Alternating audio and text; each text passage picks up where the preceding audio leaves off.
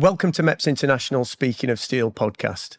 In this episode, we feature an exclusive interview with H2 Green Steel's Head of Commercial, Stefan Flapper, in which he'll give insight into where the project is, developing a new green steel plant in Sweden. We'll follow that with the next episode discussing in more depth green steel processes and pricing policies going forward. So do be sure to join us for that one. For now, enjoy our interview with Stefan Flapper. Stefan, welcome to MEPS Speaking of Steel podcast. It's great to meet you. Great to have you on. Thanks. Happy to be here. Thanks for the invite. I gather you're not actually at Boden at the moment. You work from home now. Is that right? Yes, that's correct. You know, being in commercial, you tend to be everywhere and nowhere. So often in Sweden, but today working from my home in the Netherlands. Yeah, but a hugely exciting time for the project, I guess. Yeah, absolutely. Since I joined 3 years ago, and since we started 3.5 years ago now, I guess it's been really quite a roller coaster ride. Very exciting and a unique opportunity in my work life. Is there a sense that the pressure's starting to grow a little bit now? You know, you've got to bring all these ideas and concepts and development to fruition. Yeah, we've had some pressure in the past. Going through this, you continue to have challenges and barriers and issues to solve, which is all part of the fun. Of course, getting financed earlier this year was a major milestone and put a lot of pressure on our activities over the past years. And now we're building the organization, constructing the plant, and in 614 days we'll produce the first hot rolled coil. Wow, you're ticking off those days, I guess. Yeah, we have this countdown on our SharePoint so that everyone is aware that how much time we still have before live.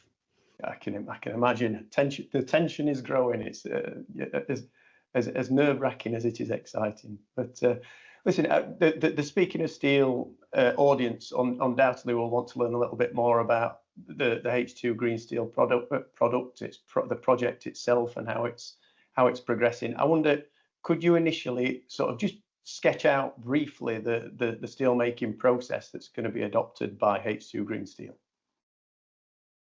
Yeah, so we're constructing an integrated green steel site, first in the world in the north of Sweden, in a town called Boden. That's our first project, I should say, because we do have ambitions to grow further in other regions as well. And the technology that we've chosen is to produce green hydrogen. So we're going to use renewable power, predominantly from hydropower that's been existent in the region.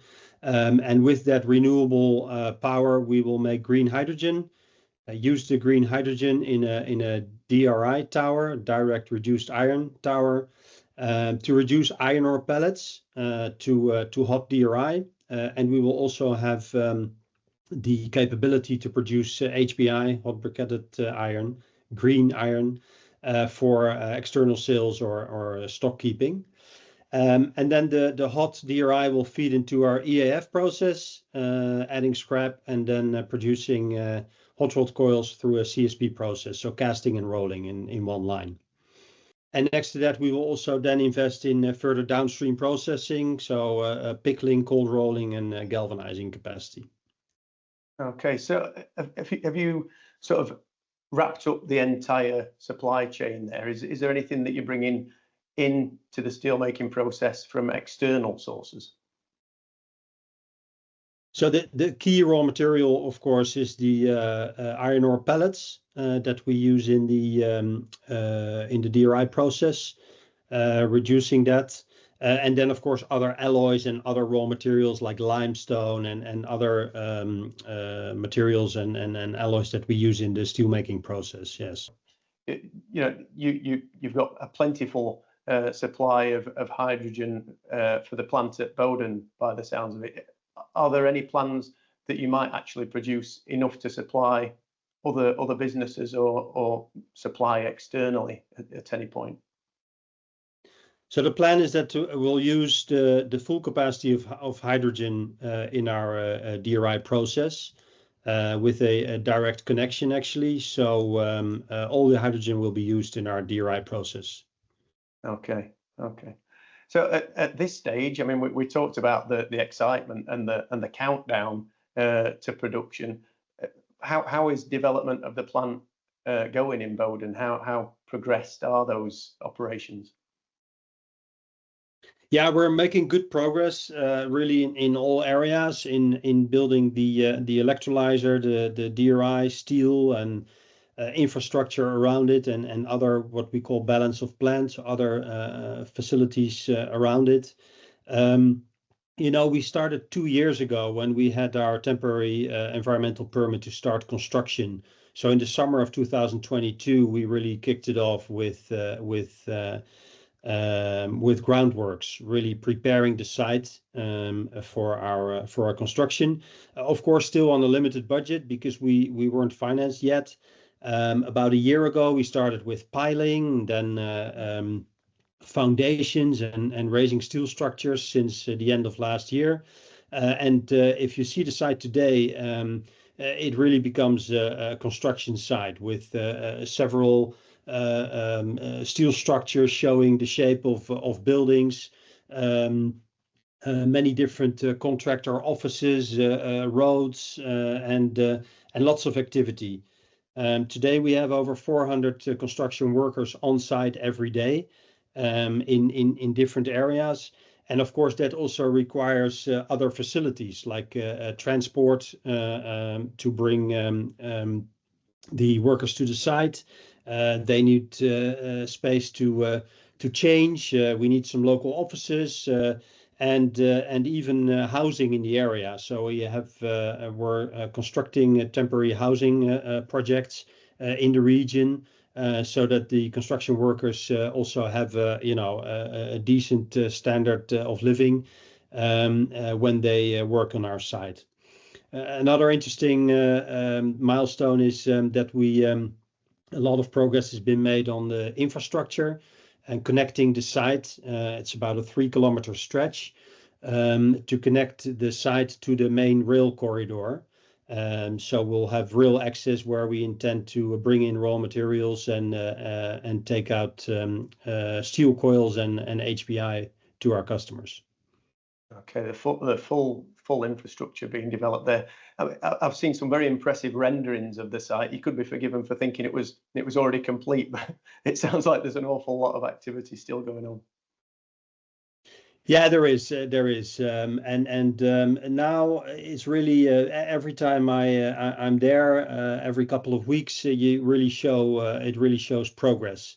In the beginning with the groundworks, it was sometimes hard to see what had changed, but now it's a buzzing place, and one of the biggest construction projects at the moment, I think. Okay.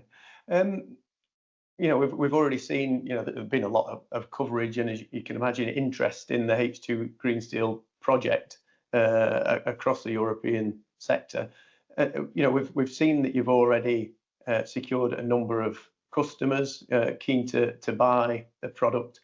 What sort of businesses are those? What sort of businesses are coming to you to secure those contracts before anything's been produced? And what's their sort of key motivation for buying, what is essentially the sector's cleanest product, I suppose? Yeah, so we do get a lot of interest, and I mean we've signed binding contracts. Most of them we also announced. That was, of course, to support our financing process. And we've seen a lot of demand from different sectors. Automotive is the obvious one, sort of leading the way, but also from companies in construction industry, in domestic appliances, and steel processing. And so, many big, well-known international companies, some specific to the steel industry, but also automotive, OEMs, and other end product manufacturers. And we see demand, especially from the producers of end products. That's where it all starts, because they see demand for sustainable products, whether it is products like a dishwasher or a car for consumers, whether it's people shopping at IKEA or companies buying buildings or buying equipment, buying heavy vehicles. There's a growing sort of niche of consumers that want to buy more sustainable products with a lower footprint, and especially if you look at coming generations of consumers that are more keen and more interested and think the environmental impact and climate change is really an important factor in day-to-day life. And so we see demand from sometimes unusual steel buyers, not companies that would normally buy a coil of steel, but that are a little bit further down the supply chain, but that see an opportunity, that see a value of buying green materials. And then, of course, steel sticks out, because generally, if you have an end product that uses steel, then steel is a big part of the footprint of the product, but generally a smaller part of the cost. And of course, for steel, there's a solution. If you can get your hands on green steel, then a couple of years from now, it will be available and can be used to reduce the footprint of those products. So, there's clearly, I guess, there needs to be some conviction from the businesses demanding green steel, but also by the sounds of it, the consumer to invest in that low emissions product. What sort of price premium will we be talking about when the material is actually being produced? I mean, I guess to a large point you do still have to remain competitive with the wider market. Yes, exactly. And I think it's important to realize that there's a lot of value in green materials and in green steel in particular.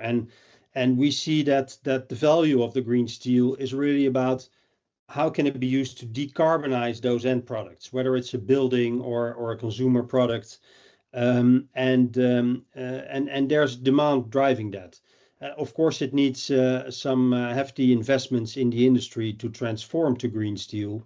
And that comes at a higher cost. But we believe that the driving factor really is the value that the material brings. And without going into too many specifics and details, but in our customer base, we do see that also reflected in a green premium, which we expect to develop further as the demand grows, and we're getting closer to the end of this decade, when company targets become real and become more short term. We see a potential for the premiums to move further up as well. It's obviously at its heart, it's a sustainable model that H2 Green Steel are developing. Is there a time scale for the return on investment, and that push into profitability? I guess it's a very long-term view for the business, isn't it? Yeah, of course, our total financing is 6.5 billion euros, which is quite a substantial amount. And to do an investment like that and build the assets that we're building, it needs a long-term view. We believe that there's growing demand in sustainability. That's on the long term, of course. If you look at this 20, 30 years into the future, we surely hope that the whole industry will be green. It's our company purpose not so much to become the biggest green steel player in the world. It's our purpose to drive this change and to show what is possible and to to maybe push the industry a bit and create and further develop a market for green steel. And of course, long term, you then need to make sure that you are competitive, even if the whole industry has turned green. And that's really also why we're doing this in the north of Sweden, because of the availability of renewable power. We do see some other opportunities, and there are of course regions in the world where that have a good position to use renewable power to make green iron and green steel in the end at a competitive rate long term. I guess you've worked in other parts of the sector in the past. I guess there is some empathy now with what will become your competitors clearly, but with their efforts to develop greener ways of making steel, in a cost-effective way, like you see that whole transition has to take place. I mean, what's the view amongst the team at H2 Green Steel of the hurdle that the rest of the industry has to overcome?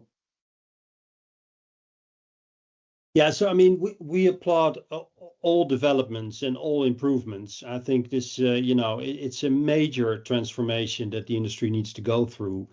It's great to see initiative and investments and movement towards a cleaner industry. And we also believe that with steel, with the technology being available, there's a great opportunity for steel and for the steel industry. Because if you look at other materials, it's generally more difficult to abate and to reduce footprint. The great advantage with steel is that if you get your hands on green steel, it's still the same steel, right? It follows the same specifications, the same supply chain, the same partners, the same design of the end product. And so it's a relatively low risk implementation from that aspect. And that's where we see an opportunity also for steel to hopefully improve the competitiveness towards other materials like aluminium and plastics and graphites and carbon fiber reinforced materials. So it's really a unique opportunity for the industry, we think, to go through this transformation now. Of course, it's never fast enough, because if we look at the climate now, we see change, each time that the outlook is updated, it looks worse. So the faster we can move, the better it is. Absolutely. I mean, it certainly looks like a long road for many steel makers and in different countries even longer. But you've got that 614 days to go, is it? So it looks like you're very much at the head of the curve at the moment. Yeah, absolutely. And we hope to be the first green steel mill at scale to start up, and hopefully others will follow as soon as possible. Touched on the DRI and the things that are being produced, I guess, on site. What about the material that's being used to develop the actual facility itself? Is that all? I guess that's all having to be very closely vetted for its own low emissions values, has it? Yeah, it's a bit disappointing, but that's quite difficult. Because the availability, it's hard, the availability, and especially also then looking at timelines, and so we have in our vetting process for suppliers, we look at cost and CO2, especially when we look at future raw material supplies and logistics, for instance. For the construction of the plant, it is definitely a factor we take into account.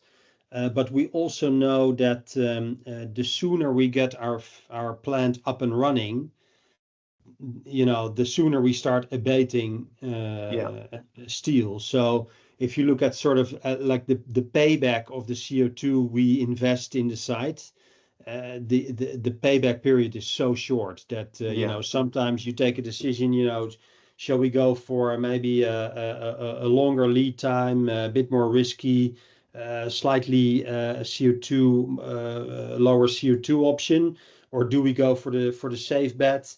You know, and the difference is usually less than a day of steel production in the end. So we do take it into account, but for us it's more important for the future suppliers when we're up and running, because that's where the big CO2 numbers kick in.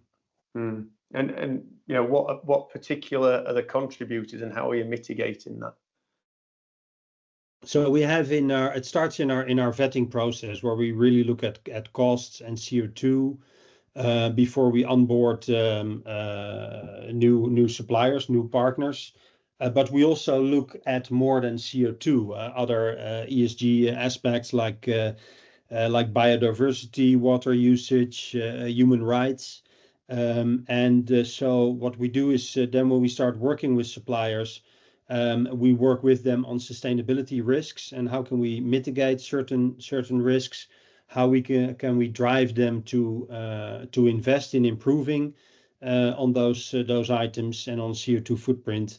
And we do audits, and we've already started doing that. Mine audit, for instance, to look at, okay, because it starts, of course, with understanding the exact impact and footprint of the supplier. So it starts with sort of measuring and mapping out, you know, what is their scope 1 and 2, but also 3 to our plant, or perhaps an upstream 3 footprint that they might have. Yeah, I'm sure it's an extremely careful process, because I guess ultimately that all feeds into the emissions embedded in your material when it goes out to your customers, isn't it? Yeah, exactly.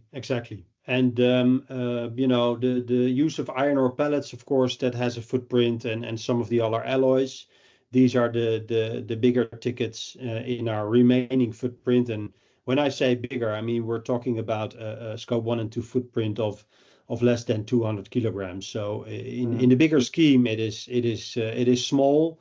But as you start to look at small numbers, then all of a sudden 50 kilograms is a real game changer. And so we put emphasis on that now, and then a bit the medium term, longer term solutions are also to start using other materials. So, for instance, looking at biofuels or bio coal instead of fossil alternatives. Okay, so there's still development and a lot of I guess a lot of research still being conducted by your team to really clean things up on an ongoing basis. Yeah, and the biggest step, of course, is in basically replacing coal in a blast furnace with green hydrogen. But then looking at the remaining footprint, it's our goal to design that out as much as we can. And we have done that together with our partners on the equipment side to look at, okay, if we make steel, if we roll, if we anneal and reheat material in our supply in our lines, how can we best do that? How can we use the green electricity that we have to do that, rather than things like natural gas or other gases that are usually reused in blast furnace integrated sites. Yeah, fascinating project, Stefan. I can sort of just from having the conversation with you, I can see how, you know, it's something you can really get your teeth into. I guess it feels like a real highlight of your career, doesn't it? Yeah, it's we didn't get into that yet, but I mean the reason I joined was really because I wanted to make a change.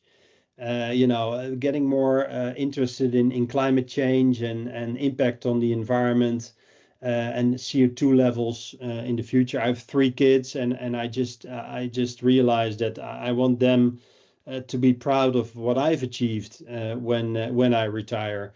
And in this at H2 Green Steel, you can have so much impact as an employee being part of this journey, that I stopped eating meat, for instance, and you know, that's all nice, but that's not going to change the world. but at H2 Green Steel we can, and that was one of the biggest drives, and it's very energizing working on a purpose like this, and that's reflected also if I talk to colleagues. There's so much positive energy in the team. Excellent. Stefan, thanks ever so much for joining us today. It's great to have a chat and catch up and learn a little bit more about H2 Green Steel and its plans going forward. Great to hear from you. Hope you enjoy the finished podcast. Thank you very much. It was a pleasure. Thanks, Stefan. Thanks for joining us for that exclusive interview with H2 Green Steel's Stefan Flapper. Be sure to tune in for the next episode of Speaking of Steel, where we discuss green steel on a wider market basis, including prices and the implications for development of new industrial policies and production techniques. See you then.